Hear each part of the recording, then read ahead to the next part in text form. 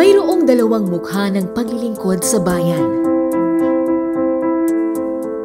Isa ay tawag ng sinumpaang tungkulin. Isa ay alab ng pusong walang hinihiling kapalit.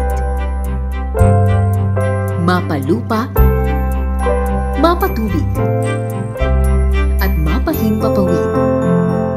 May iisang diwa na buong lakas na sinasalamin ng tatag ng bansa.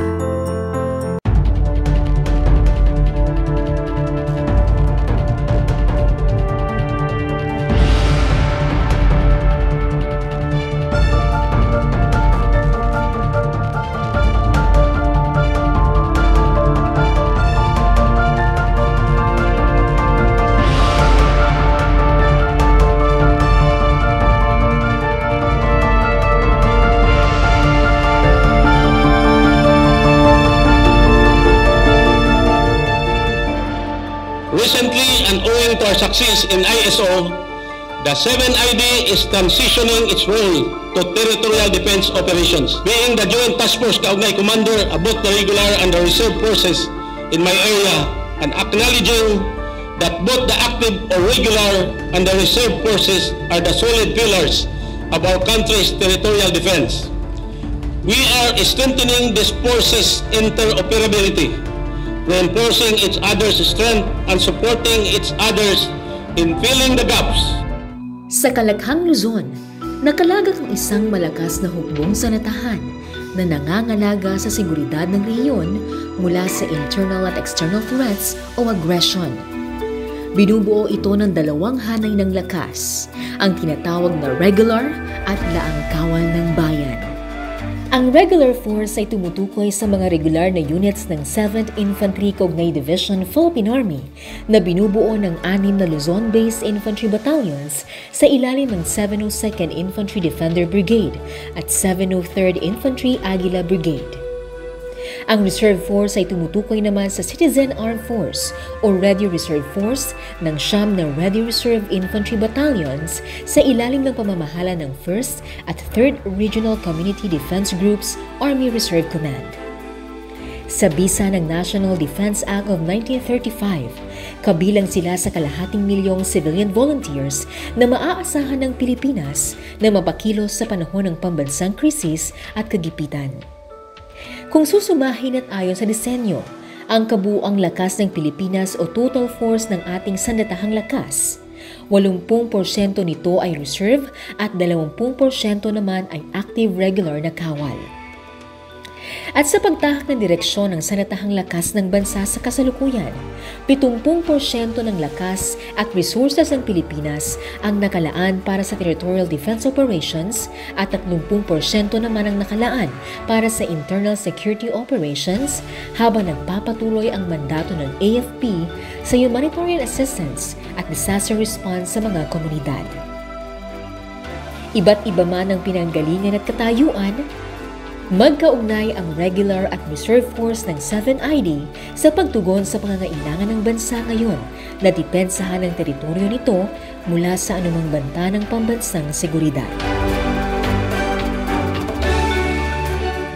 Inihahandog ng 7th Infantry Kaugnay Division Philippine Army sa pamamagitan ng Office of the Assistant Division Commander for Service and Retiree Affairs ang programang nag-uugnay sa sundalong regular at daang kawal para sa mas pinalakas, mas pinalawak at mas pinatatag na territorial defense ng bansa.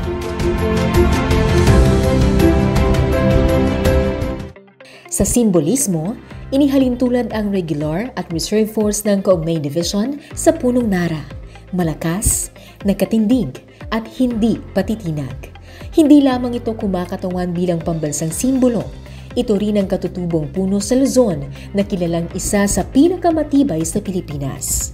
May katapangan ng kulay na ibig sabihin, hindi ito kailanman kukupas sa paglipas ng panahon. Ang interoperability ng dalawa ay ipinapakita sa simbolismo ng isang troso na nagdurugtong sa pillar ng reserve at regular force upang ipamalas ang kooperasyon at kalakasan ng dalawa bilang isang armed force sa kanilang nasasakupan. Mas mapusyaw ang kulay nito na tumutukoy sa potensyal ng kanilang hanay upang maging parola ng kagalingan at katatagan. Sa kanilang pinagsanib at pinag-isang lakas, ang sundalong regular at laang kawal ay isang maaasahang hukbo na handang humarap sa anumang hamon.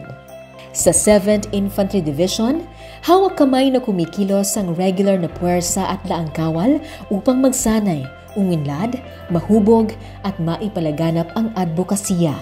Inilalarawan ng simbolo ng handshake ang kanilang respeto sa isa't isa na sa kabila ng magkaibang katayuan, sila ay may iisang diwa, iisang layunin at iisang direksyon, taglayang parehong dedikasyon at pag-ibig para sa bayan. Ito ang puwersa ng 7ID. Kaugnay ang laang kawal, an interoperable force in 7th Infantry Division.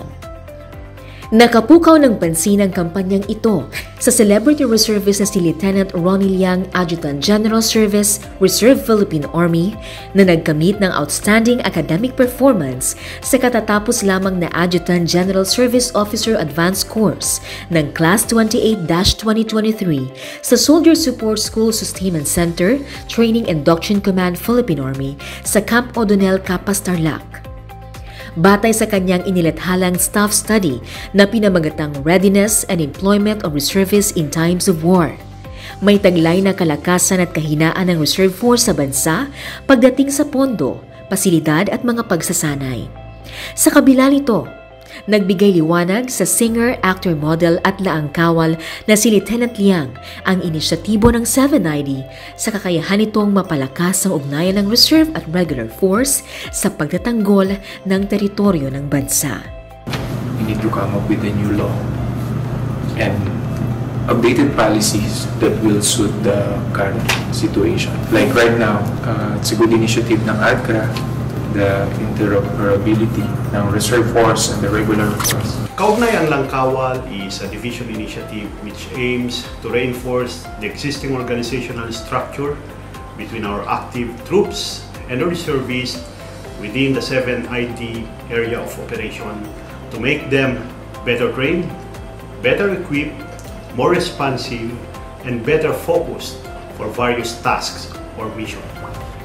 Using the Big Brother concept, the regular infantry battalions will assist, journey with the reserve forces to function as a regular force or that of having a one integrated total force. And once this mirroring is achieved, it is the intent of the JTF Kaugnay Commander, Major General Andrew Costello, that we have an interoperable force in 7ID. We will then be able to strengthen this further. Para magawa ito, ang regular infantry battalions ng Joint Task Group Agila at Defender ay nakaagapay sa pagpapalakas ng organizational at operational capability ng 9 na Ready Reserve Battalion, katuwang ang Community Defense Centers at Regional Community Defense Group sa Luzon, upang matiyak ang kanilang kahandaan na makipagsabayan at magampanan ang kaparehong papel ng regular force. Kailangan natin yung dalawang objectives na yan ma-attain: organize, integrate. We can do simultaneously. Kailangan organisado tayo. This time, we'll start again with the conduct of mastering. Siyempre, we will consider also yung schedule that will be beneficial for the majority dahil alam naman natin ang ating reserve force ay may kanya-kanya at iba't ibang line of profession. Kaya we need to consider it sa ating pag-mastering. We really need to account kung ilan pa talaga yung active at kung ano yung ilan naman yung inactive natin mga reserve force. Kailangan natin maintindihan ng mga dahilan so we can provide better approach para maging active silang muli. We should have to know exactly kung ilan yung figure, yung warm body ng ating mga reservists. Tinitignan din natin kung paano rin sila makakatulong sa atin na in accordance dun sa kanilang profession. Like for example, sa schools, if they are teachers, then they can help us organize yung students against dun sa mapanamantala ng mga grupo. Hindi lang yun, meron Parents and Teachers Associations So pwede rin silang mag-organize doon. Ang laki ng potential ng ating mga langkawas. We look at the capabilities, not only of reservist units, but also individual reservists. Para sa ganun, we could maximize their capabilities, we could maximize their positions, we could maximize their stand against our adversaries. Nung araw kasi, ang alam lang namin talaga sa reservice, pag kami, yung pag-rescue lang kami, no? Pero dahil dito sa panibagong advocacy ng ating CBID at syempre ng ating Philippine Army as a whole, nagkakaroon na ng integration na pinaglalapit na ang ating mga regular force at ang ating mga reserve force. At during the training nga namin sa CPF Command Post Exercise, ang mga regular force ang tumulong malalay sa amin. Dahil alam mo yung aminin naman natin, ang aming orientation talaga from the socio-economic activities. Kung CMO kami, with limited intelligence capability, pero parang lumalabas kasi ang mga reserve force. Kami nagiging image ng Philippine Army sa community. Bilang karamihan dyan, may mga civilian na buhay, bilang mga kagawad, mga barangay captains, or even mga teachers. So, nagiging ehemplo ang pagiging reservist namin sa kabataan sapagkat nakikita nila na yung aming kakayahan ay hindi rin nalalayo sa kakayahan ng mga regular. S1 siya, doon siya mag-duty sa S1. So that as early as today, ito, meron siyang actual pine-perform na specific task sa office or unit na ma-integrated niya later on in case meron nga total mobilization. Learning while knowing kung sino yung mga kasama niya in the future. We are encouraging them kasi, including yung mga nasa battalions na nandiyan sa area, na maging part ng as training models ng itong pagkandak ng ROTC. Sa LARS, nung phase 1, tinuro sa amin yung leadership attributes. Tapos nung phase 2 naman, yun na yung face-to-face, kung saan nagpunta kami dito, July 1 and July 2, kung saan inikot namin ang buong Fort Magsaysay. Nagpunta kami sa artillery, aviation. Sa aviation, doon namin naranasan kung paano sumakay ng fixed wings, chopper. Nagpunta din kami sa LRR. Mas napapalapit at nagkakakilala ang mga regular at reserve force na nagbubunga ng mabilis na komunikasyon at koordinasyon sa isa't isa. Epektibo din ang pagtuturo namin sa kanila ng marksmanship training upang mapalakas ang kanilang kahandaan sa mga hindi inaasahang pangyayari. We are very fortunate, grateful and thankful on the initiative of the 7ID. Itong Joint Task Force Kaugnay ay isang malaking bagay para ma-hone pa at ma-widen pa yung kaalaman namin at kakayanan in terms of territorial defense operation para hindi lang kami inaasahan sa tuwing HADR o disaster rescue operation. Kung hindi maging sa panahon ng invasion at panahon ng aggression ng mga foreign country sa ating bansa, ay malaki ang may tutulong ng ating mga langkawan. Kaming mga reservists, sa lahat ng klaseng training na ginagawa ng isang organic na military, kagaya ng mga classroom trainings, field trainings, kami naman ay na-expose talaga ng maayos at hindi pinapabayaan ng isang organic military force ng Pilipinas. We will ensure constant coordination on the different community empowerment activities of the Ready Reserve units to reach out the public, especially those activities in the geographically isolated and disadvantaged areas, to further gain the popular support of the people, which is crucial for territorial defense operation.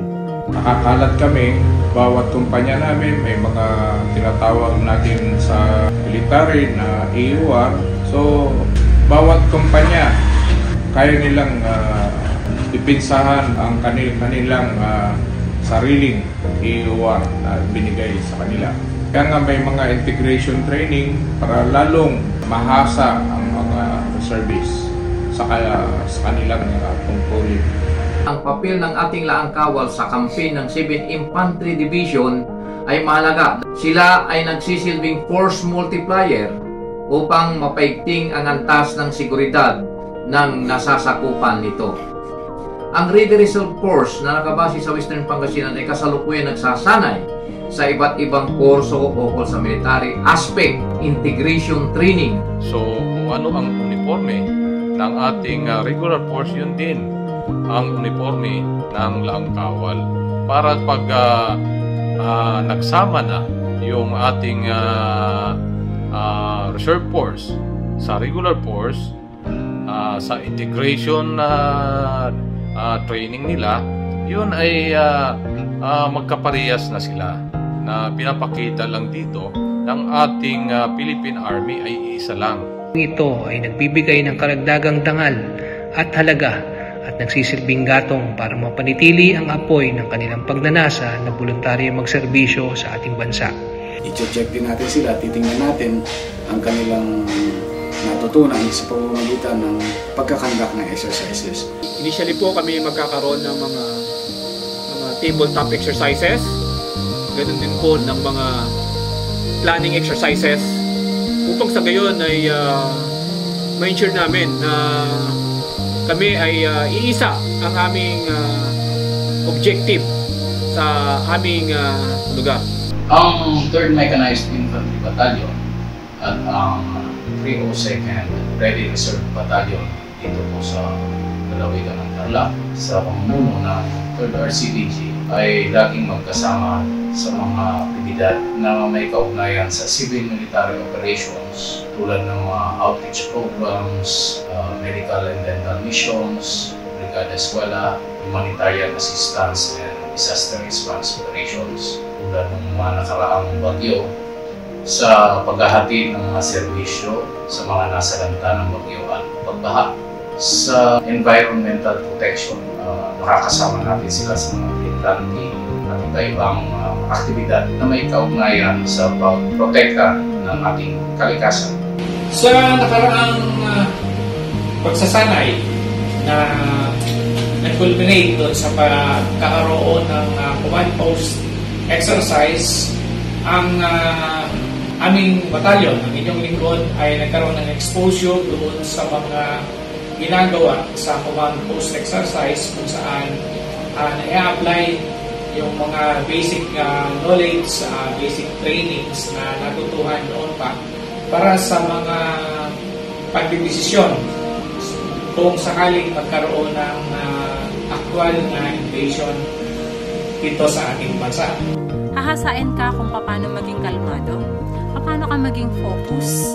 Kasi kung hindi ka magiging focus, kung pwede kang magkamali sa isang utos, isang order na ibababa mo sa baba. Tinuruan kami kung paano ba maging firm sa utos mo.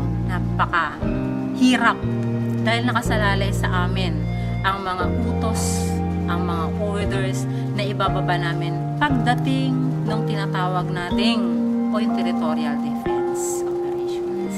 We never can say interoperability kung hindi magkaugnay ang ating regular at ang ilang kawal. When we talk about total force, it should include the reserve force. Because both forces are solid pillars of the Philippines territorial defense. At eto na yung pronouncement ni OM7 during his speech. Hindi na mapipigilan ang pag-arangkada ng kampanya hanggang sa iba't ibang plataforma sa multimedia, online, broadcast, print, at on-ground.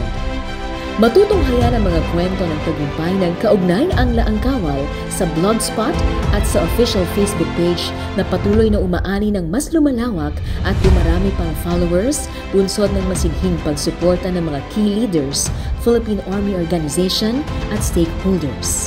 Abangan naman ang pagsasahing papawid sa telebisyon, radyo at Kaugnay Virtual TV channel ng makabuluhang usapan mula sa reservists para sa reservists, tampok ang pinahusay na ugnayan ng mga laang kawal at sundalong kaugnay na siyang tinatahak ngayon ng bansa.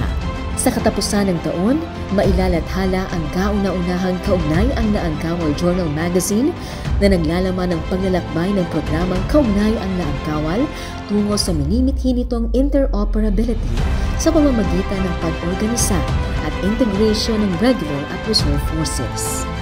Bawat isa ay may kani-kaniyang kakayahan sa iba't ibang aspeto at larangan.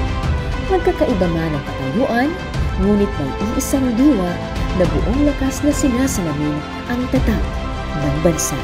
Ito ang mukha ng kaugnay ang Laang Kawal. A testament of our resolve that in 7ID, kaugnay ang Laang Kawal. This banner slogan not only embodies the Reserve Force Laang Kawal in Kaugnay Division, but also emphasizes the equally important and huge role played by the Reserve Force as integral component of the 7th Infantry Kaugnay Division. Binabati ko po kayo sa napakagandang initiative, no? The interoperability of the Reserve Force and the Regular Force. The first time I heard it, I was so amazed. Tuwa ako na may ganun pala. Looking forward and pinagpipray ko if God's will nga na maging nationwide and hindi lamang sa 7ID but also sa lahat ng divisions from the 1st to 11th divisions na magkaroon ng interoperability ng Reserve Force and ng Regular. Kasi ang pinaka-mission lang naman natin is to serve. At the same time, to improve our skills para matutunan yung mga dapat pang matutunan kagaya ng mga regular na sundalo. To be ready, at least in times of war. We take pride in being members of the Armed Forces of the Philippines. We take pride in being one with our brothers in arms regardless of its status. This program has provided us the opportunity to demonstrate that we are a mature armed force, in that we are able to revisit and look beyond traditional service to country, that we embrace what we have sworn to protect and love, that we are one ready force when called upon by our beloved country. By fulfilling our role as dedicated and well-prepared reservists, we play a vital part in the safety and security of the nation. Participate, apply, being a reserve force to protect the interests of the Filipino citizen as well as the sovereignty of the Republic of the Philippines. Tayo'y magkaisa, sama-sama para protektahan ang ating mahal na bayan. Kaya kami sumali sa Reserve Force ay nagpapakita kami ng pagkaisa at pagsulong para protektahan ang ating bayan sa anumang oras at kagipitan. Ang pagtatanggol sa bansa natin ay hindi lamang po tungkulin ng ating kasandaluhan, bagkus ay tungkulin ito ng bawat isang Pilipino. We belong to one army. So our actions should be one. Wala dapat diskriminasyon sa pagiging reservist at pagiging regular. Dapat yan. Ang tingin nyo sa isa't isa, maging Laang Kawal man o maging regular, tayo ay kawal Pilipino at Pilipino ang ating pinagsisilbihan. Kung ang mga regular force ay handang magbuwis ng buhay, ganun din ang mga reservists. Kaya din naming i-dedicate ang aming buhay para sa kapakanan ng ating inang bayan. Ang kailangan lang po namin ay tiyagain niyo po kami katulad ng ginagawa niyo sa ngayon. Kami po ay taas noo at may mataas na moral o dangal upang higit naming ipagpatuloy at sumuporta sa ating Philippine Armed Forces. Para sa layuning bumuo ng mga hukbo na kinabibilangan ng regular at reserve forces na may kultura at kakayahan na gumalaw bilang isang unit sa anumang pangailangan ng bansa sa inaharap. The regular and the reserve forces, soldiers are all part of Kaugnay troopers. Kaugnay at Laang Kawal. Dahil pag sinabi nating kaugnay ang Laang Kawal, since nandito tayo sa Central Luzon, hindi natin po pwedeng sabihin na hindi kami part niyan. Dahil kasama kami sa laban ng 7ID. Hindi lang ng 7ID, kundi ng bansang Pilipinas. I would like to encourage every personnel of the 7th Infantry Kaugnay Division, Philippine Army, and the members of the Ready Reserve Infantry Battalions in the Division Area of Operations to continuously collaborate, coordinate, and integrate efforts. Capacitate our reservists and ignite their passion to serve the country. Let's assure that our 100% commitment to this program will certainly happen. Pag-aralan natin isa puso at isa isip ang mga pagsasanay na ating ginagawa. Ihanda natin ang ating katawan, maging malusog tayo at malakas at para magkaroon tayo ng kahandaan. Patuloy natin gawin ang ating mandato na kalaunan ay magdudulot ng katagumpayan para makamit ang tunay na kapayapaan na ating inaasam. Pag nagsimula ito, mas marami pa tayong mahihikayat na mga reservist na alam ko naghihintay lang din ng simula.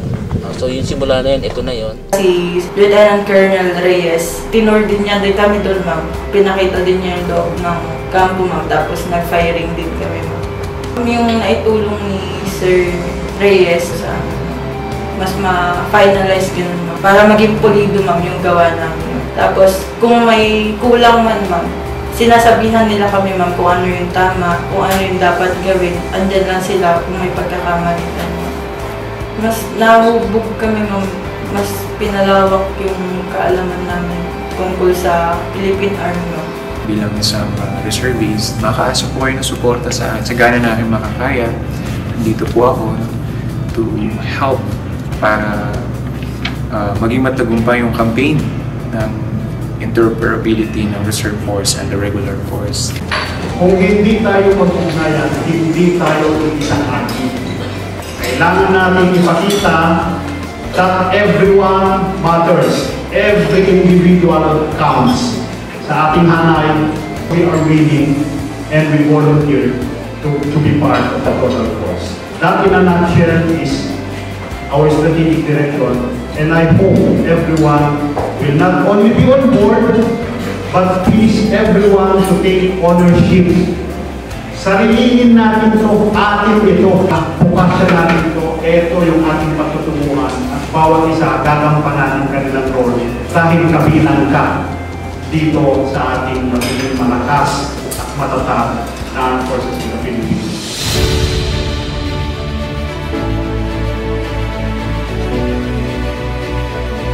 Parehong may dangal, puso at katapangan.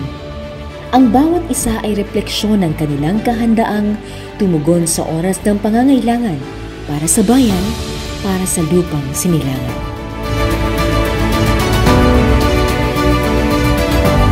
Kaugnay, ang Laang Kawal.